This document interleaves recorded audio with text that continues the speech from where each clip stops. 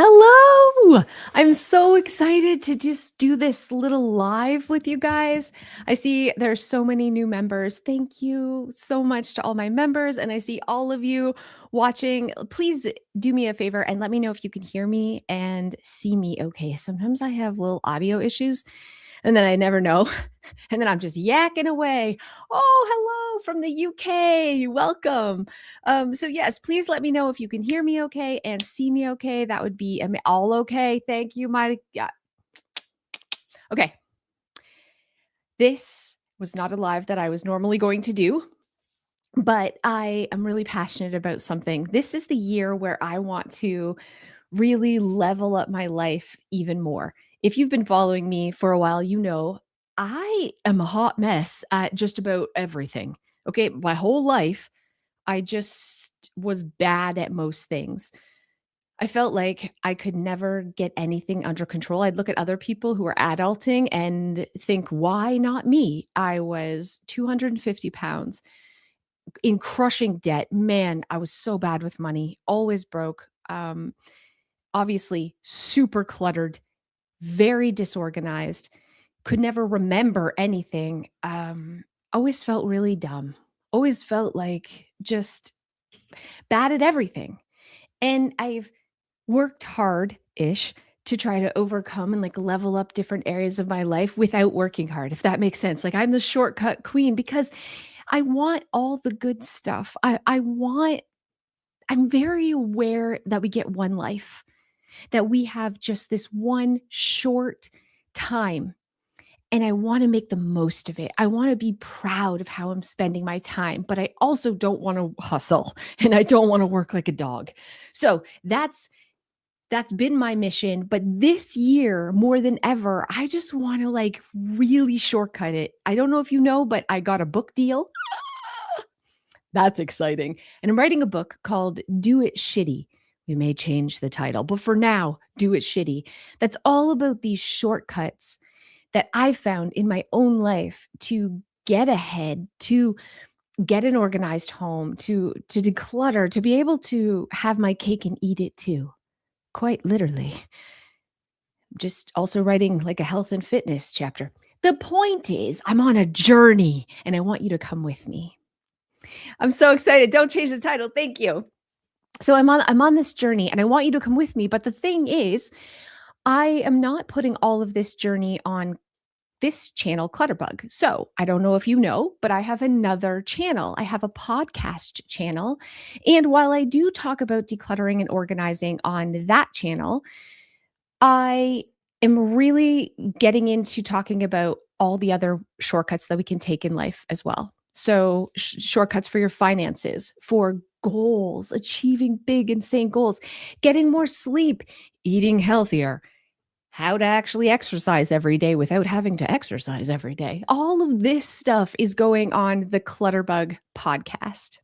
So I just put a link in the comments right now. And this is the big ask. This is what I'm asking right now. It doesn't cost you anything. But if you could subscribe to the Clutterbug podcast, I would really love to have you over there because that is where we're just going to be real and we're going to chat together about all the things that like come with grown-upping. It's basically like a lot of end stories over there, but hopefully motivation, because that is my goal, not just to motivate you. I definitely want to motivate you, but also me to be the best versions of ourselves without the hustle, without the getting up at 5 a.m., without the having to work all the time. We work enough. We want to be able to have it all and have a nap too. You know what I'm saying? We want to be able to be a person who is healthy and rich and has an organized house and has amazing relationships. We want it all without having to bust our butt. And if that sounds awesome, please subscribe to the Clutterbug podcast. I am almost to 100,000 subscribers. And I know that that isn't something that can happen today. I have 2,500. I'm bad at math. 2,400. I got a couple thousand to go. But I'm hoping this is the year that I hit that number, and then together, all of us over there, we can level up our lives together. And also that's where I really kind of take the kid gloves off a little bit and talk more about the tough, like I bring some tough love. So if you want just real, to the point, stop it, get up, let's do this together. I think that is where you're going to find it. Sorry. Okay. So let's get to comments. That's it. Just again, oh, the podcast is my favorite. It's like talking one on one with a friend. I'm so glad you like it. Do you want to know what's crazy pants?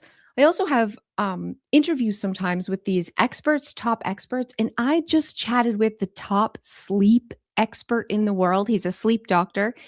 And he said something bonkers. He said a bunch of bonkers thing. First of all, he has a quiz to find out your sleep chronotype, which was super fascinating. You know, I'm all about those kind of those like put yourself in a box, find out your personality.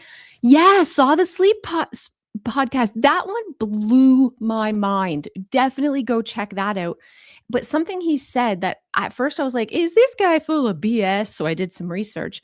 Was that melatonin is actually a contraceptive, not that it replaces don't be all like taking melatonin to not get pregnant, but it interferes with ovulation. So if you're trying to get pregnant and you're taking melatonin, that's not so great. You know what I mean? It messes up. It's a hormone. I did not know this. I actually have two people in my life who were struggling and doing the IVF thing, but chronically addicted to taking high doses of melatonin. What? Why? Why isn't this? Anyways, I researched it. It's a true story. Crazy pants. So, anyways, fascinating. You just saw that one you shared with your sister, and your niece was giving her. My Abby was taking melatonin, and our pediatrician said it was fine. But she's been. It doesn't matter. We don't talk about my kids, but issues now. Now you know. So that stopped. Not saying melatonin is bad or evil. It's just like things I didn't know. And that's the great thing about the podcast is I'm always learning new things, whether it's about my love languages or, just so many incredible experts over there helping level up our lives, and I really try over there to think about that with every episode is like, how can we walk away not only crushing our house and being proud of what we've done, because that's the whole point to Body Double. We work together while you listen. So you're getting stuff done. Don't just passively watch. You're not allowed. We're like up, we're doing dishes or laundry or decluttering or vacuuming together, but we're also walking away a better human being than we were before. We have learned something. We have a tool for our toolbox that will change our lives. So again, if you're just tuning in, please, please, please, if this interests you, subscribe to the Clutterbug podcast. I would love to have you over there where I can be a little bit more myself. Oh, you were just listening to the one with Gretchen Rubin the other day. So interesting. You now know which 4 tendencies you are and which clutterbug you are. Yeah, that was a dream come true for me to have Gretchen Rubin on the podcast because her book, The 4 Tendencies, if you have not read this, it changed my life. Honestly, I say this a lot, but I really mean I frame so many things that I don't want to do if I need to get motivated through the lens of my tendency, which is an obliger. It helped me grow my business. Honestly, I wouldn't be where I am today. I wouldn't if I hadn't have used the tools I learned from that book. And I also use it to manipulate my husband in a loving, wonderful way that he does. Maybe manipulation is the wrong word. It's the right word. So if you want to like make other people want to do things, you got to know their tendency from the 4 tendencies. You can get it from the library. There's also a free quiz you can take on our website, or you can listen to the podcast over yonder. Anywho's, okay, so fun. I thought this would be like a really short little live with you today, but also I'm excited to hang out. So if you do have a question for me, feel free to put it in the comments or something, anything. We can chat. You can literally ask me anything. I'm an open book. It's just us private friends here. That would be super cool. And again, I'm just going to keep hoping you do me a solid and subscribe to that uh, podcast over there. Again, let's pop the link back in to the comments if you haven't already got that. If you could go and subscribe to that, then we can hang out over there. I try to keep it PG. I'm not always great at keeping it PG, my friends, okay? I'm just saying what I'm saying. Anyways, I recently made a new vision board. Have you guys made a vision board? Before you roll your eyes at me, listen. I don't think it's magic and I don't think it's the universe, but I will say this one cool thing I learned that is so true. Goals need ink to grow. So think about the thing that you wish you had in life. It needs ink to grow. And what this means is the act of writing it down does some weird sciencey thing in your brain and makes you way more likely to actually achieve it because you've made it like an actual plan. Like you've told yourself fundamentally, like, this is happening, even if you don't 100% believe it. So writing it down, key. But I want to show you my vision board. I want to show you both just because we're chatting here until you have a question. When there is a question, I'll answer it. But let's just hold on. Vision board. Did someone take their ADHD meds today? Nope, they didn't. Someone is me. Someone is definitely me. Okay, so I kept my last one too because I wanted to show you. When I talk about a vision board, I'm not cutting up magazines because I declutter magazines and I'm not going crazy pants. Here's what I do. It's just the truth. I go on to Canva and I have this as a template. Actually, maybe we'll later come back and I'll post this in the comments and give you guys this for free, which right now isn't available, but a free bonus as a thank you for going here. We'll do that after this is ended. We'll make sure. So come back and check out the comments. We'll pin it and we'll put it in the description. We have this free template where I just find pictures on the internet, plop them in, and think about the cool things, the big, bad, insane things, and the like, that's probably could happen things, but goals need ink to grow. So these were my goals from last year. And it's no big deal, you guys. I just printed it on the printer, but I just plopped these pictures in. And the thing is, I did not go to Rome. I did not become a New York Times bestseller, but I did get a book deal and an agent, and I'm almost done writing it. I did become a keynote speaker. I did get my truck driving license and fully graduated as a firefighter. I did do my basement. I did plant a garden. I did go on a group family vacation. I did become a beekeeper and all these other cool things too. So now my new one I just made is all the new things I want to do. Some are big, some are small, but guess what? They're happening. I'm actually exercising every day. It's just a rebounder that I slightly bounce and I'm not sweating and really moving that much, but I feel it. Okay. I'm proud of myself because I'm a person who exercises every day. Yeah, it's kind of cheating, but is it? I'm changing my mindset here. So anyways, this is my new vision board. And I do think it's powerful. And this is the type of stuff that we're going to be sharing on the podcast is goals outside of just, I don't want to say just, cleaning and organizing and decluttering your home is important. And your home is the foundation for your entire life.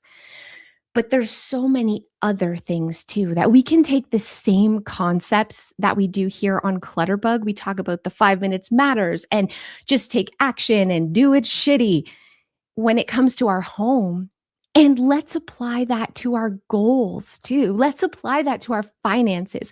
I want to show you how I dug my way out of debt and became financially stable and financially like independent even. I have full financial freedom in these little crappy tiny ways. I want to show you how I took major shortcuts with my health and fitness, but it led to a person who works out every day and is still over 100 pounds lighter than I was. So all these like things that we can do together. And maybe you're perfect in every way, and that's amazing, but I am not.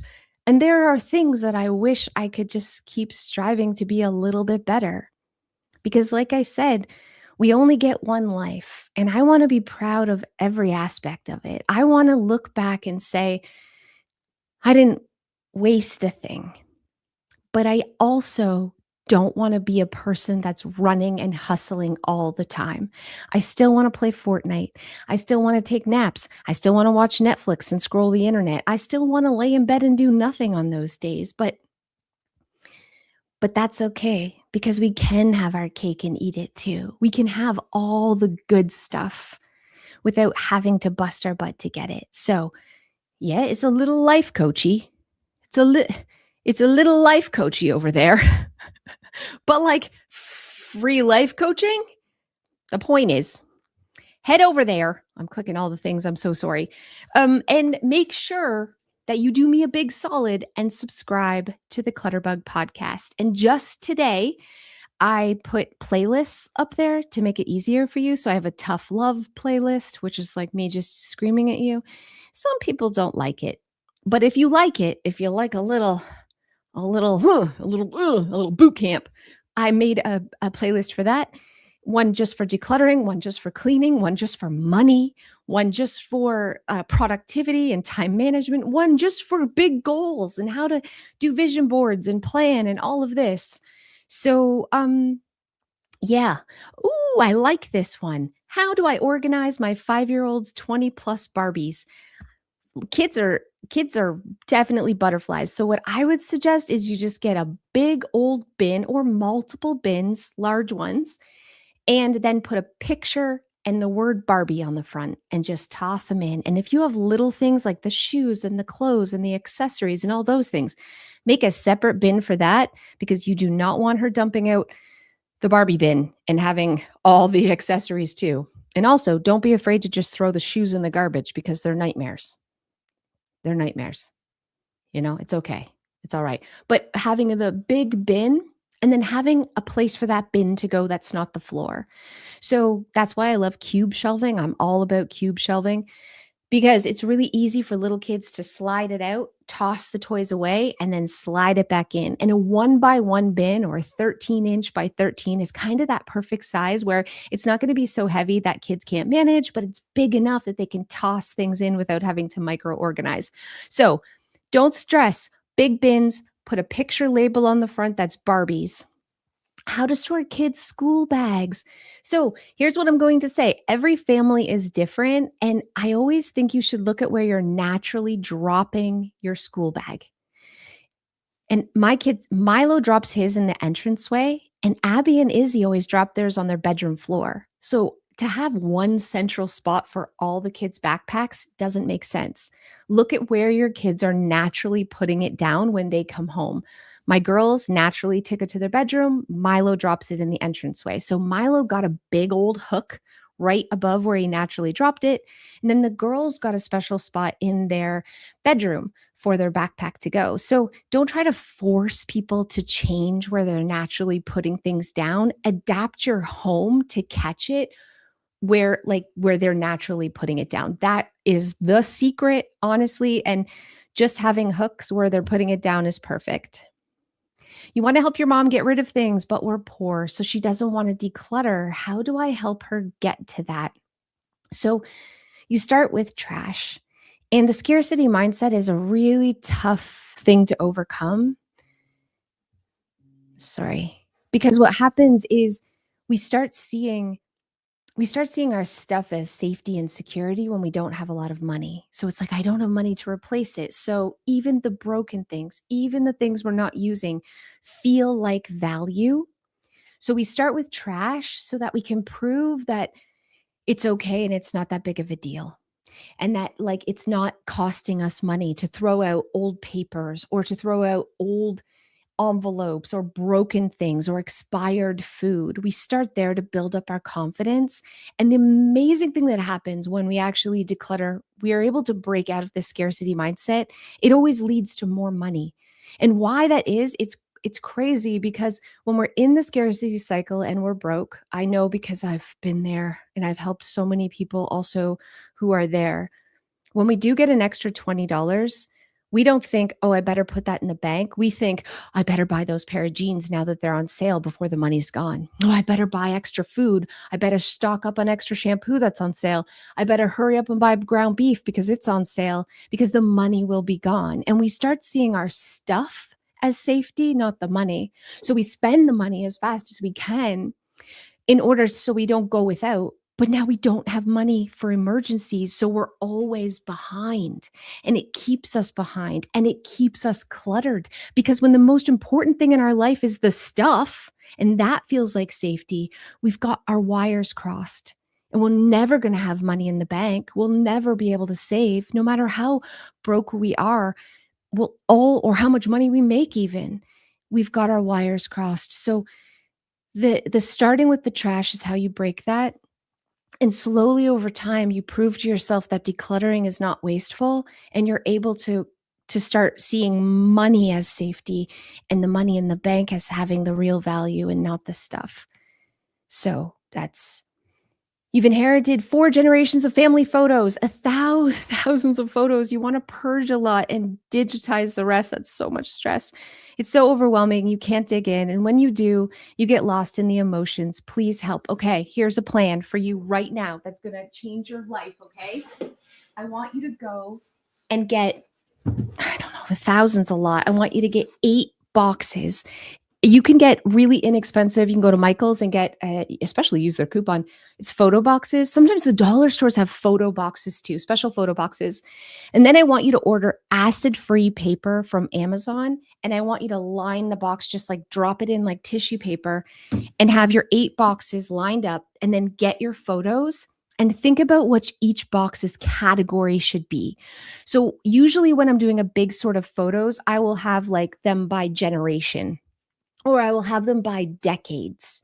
And then you put a sticky note. So this is like the early 1900s. And then this is like, or usually I'll do this like, this is when my grandma was a kid. This is when my mom was a kid. This is when I was a kid. So you kind of have your categories predetermined before you've sorted the photos. Then you go to the photo and you literally start sorting into the bin. If you come across one, you're like, I don't even know who these people are, or it's the back of a head, or it's a duplicate, right in the shred pile. So it's really fast. You can go through 1,000 photos in under 2 hours. I swear to you. But we have to have a place for them to go. And this is the fastest way to do it. And then you know that it's protected. It's kind of sorted. You've got the acid-free paper so they won't stick together. They won't fade. And then someday you can digitize. But for now, at least they're organized. And they're organized in a way that they're really, really safe. And they're already sorted by decade or family member or whatever kind of system makes sense to you. Super fast, good enough, and still organized. Then slap a label that's more than just a sticky note and pat yourself on the back for organizing 1,000 photos in under 2 hours. It's so crazy fast. Okay.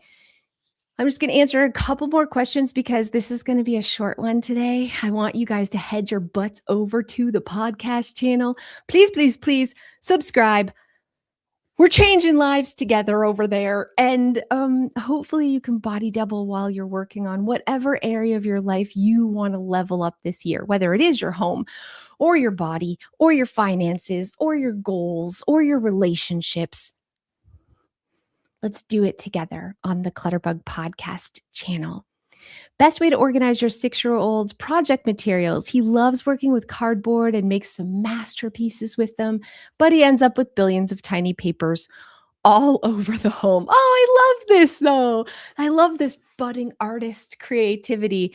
Yeah, having a little art spot is awesome. If there is a place where either in the bedroom or if he likes to do it in the dining room or the living room, can you dedicate a craft zone?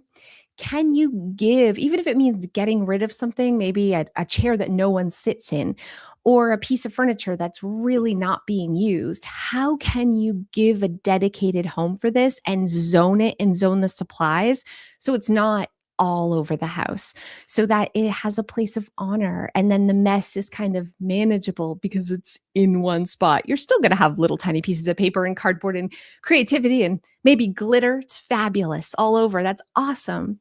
But at least it's zoned to one area, which means you probably have to find something to go. But man, is it going to be worth it?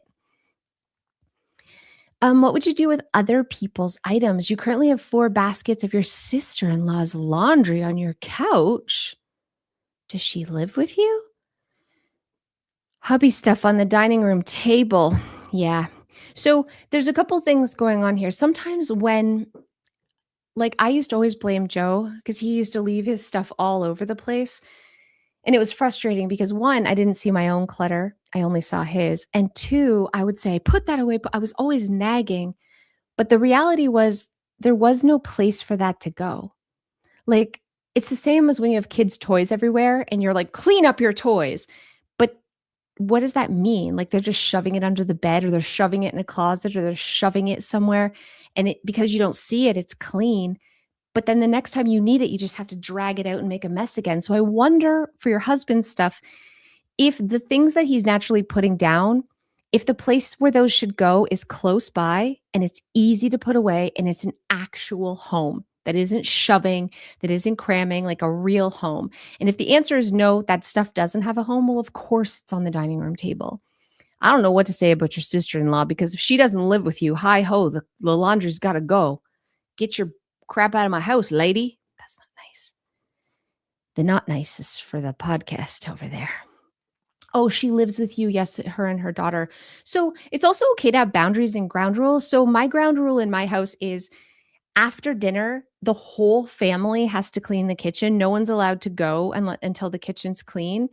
And then before 8 o'clock, everyone has to have their crap vacated out of the living room and the kitchen. Like, we have a little alarm that goes off. It's called a 5-minute tidy up. Everyone participates because that's a boundary and I don't want to nag. Now the Alexa nags for me because it goes off as a reminder and it's kind of just a habit, but that's not a bad boundary to have. Like, listen, the living room and kitchen are closed at 8 or 9 p.m. Your stuff has to be out by then, or I'm going to take it and I'm just going to put it. If you obviously don't want it, I'm going to put it in a box and I'm going to put it in your room, or I'm going to put it in a trash bag because obviously you don't care about it enough. I'm going to toss that in your room. It's unacceptable. It's okay to have the boundary that you state the boundary in a way that's like not nagging. And then you just remind the boundary every day. And there's a consequence for not following it. And that's not mean. That's self-love and self-respect. Okay, 2 more questions. Hi from Ireland. How do you clean and organize when you're exhausted, when you work over 50 hours a week? Oh, girl, I feel ya. I went and got myself a part-time job on top of my full-time job. Why? I work 2 jobs. So I get it. It's awful. So here's what I'm going to say.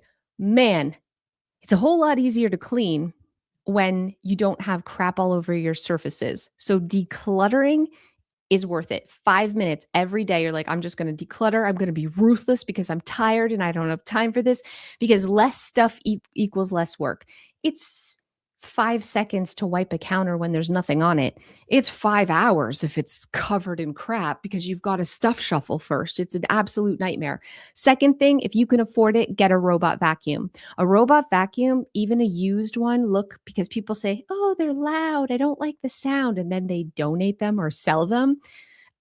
Sounds like clean to me, Susan. Sounds like a vacuum cleaner. Makes the same sound whether you're pushing it yourself like a sucker or the robot's doing it while you have your feet up enjoying some Netflix. So that changed my life because having that run means not only are my floors cleaned every day, and I run mine every day, twice a day, like some sort of neurotic freak. Why? Because now there's less dust on the air too. So I don't have to dust hardly ever. And I don't ever vacuum because the robot does it for me. So like it's drastically cut down the amount of cleaning because vacuuming is a huge amount of the clean and the dusting's a huge amount. So those are the things I would say, like declutter your freaking butt off. Oh, also never skip dishes because there's thing Dana calls it dishes math, and she is not wrong. If you if it's 10 minutes or 20 minutes to it's not 20, but 10 minutes to do the dishes today, you're like, "I'll do it tomorrow." It's like 30 minutes tomorrow because the stuff is caked on. And every day that you wait magnifies the amount of time it takes to do the dishes. So when you actually go to do the dishes, it's like 3 hours and you're like, "Oh." Then the next day you're like, "I don't have 3 hours to do the dishes." Except tomorrow it wouldn't be 3 hours. It would be like 5 minutes. But it's when you procrastinate the dishes that the mess and the time magnifies. So a little bit every day is the key. Daily consistency is the shortcut and is the quickest way to do it.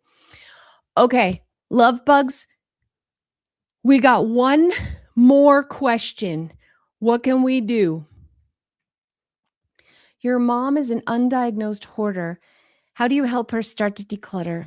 This is really tough because if she's not willing, you're going to make it worse. If she doesn't want to, trying to force someone with hoarding tendencies to let go will make them hold on to their things more. It's anxiety is what it is. It's an anxiety disorder with comes with fear. There's usually a trauma or a devastating loss that causes it. So to you to come in and take will just feel like a violation and make the issue worse.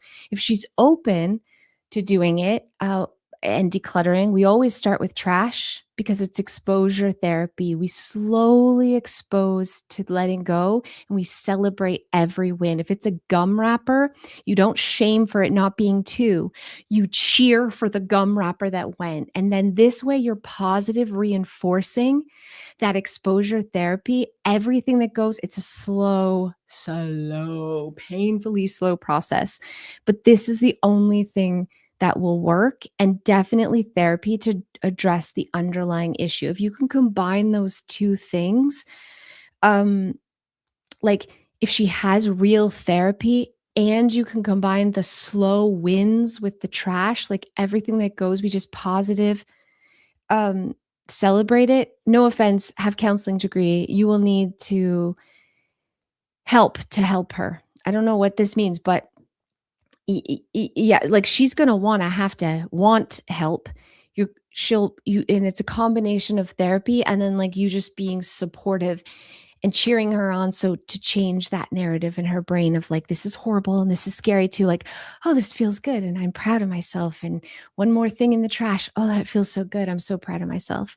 And this works for people who don't have hoarding disorders too, and just have a lot of anxiety about letting go. It's why we start with trash because it really does get you excited about decluttering. It makes you fall in love with letting go because it feels like an act of self-love. It feels empowering. It feels like just all the dopamine and, oh, I'm so proud of myself. But it takes time to get there with all these little bits of practice and this continued like patting yourself on the back for every tiny win. So don't stop. Keep going. You're amazing. Thank you to everyone who joined this live. Please, please, please, again, my big favor is that this year you go and subscribe to the Clutterbug podcast. I have another channel that's all about shortcuts and leveling up our life and a little bit of tough love and real talk.